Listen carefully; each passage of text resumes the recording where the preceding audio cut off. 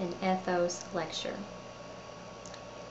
Pathos, logos, and ethos are the three different types of appeals that writers often utilize. Pathos has to do with an appeal to the emotions or the beliefs or the values of the audience. Pathetical appeals oftentimes have to do with personal observations, personal testimonies. Those are used quite often when making a pathetical appeal.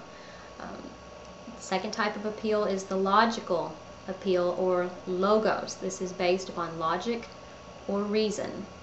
Examples of logical appeals are using what I call hard data, facts and figures, numbers, statistics, surveys. That type of information usually makes a logical appeal, or appeal to the logic or reasoning of your audience. And the third type of appeal is ethos or ethos. It can be pronounced either way.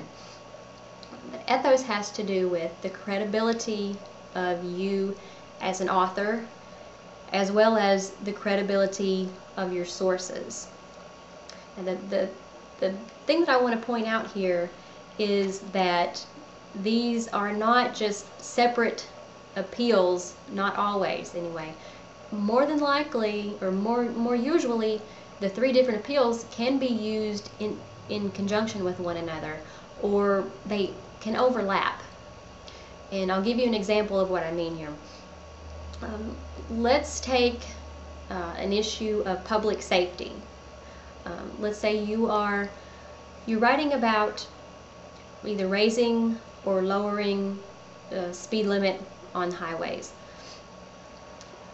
Part of your information, or part of your evidence that you can be giving, is statistical information on speed-related fatalities.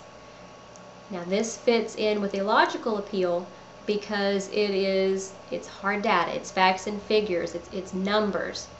So that makes a logical appeal. But also it has to do with fatalities. It has to do with people dying. So these statistical information can also lend itself to the pathetic appeal at the same time. And if you properly document your source, you're also utilizing the ethos or the ethical appeal as well, because ethos has to do with your credibility as an author, and if you properly document your sources, you're letting your audience know this is where the information came from.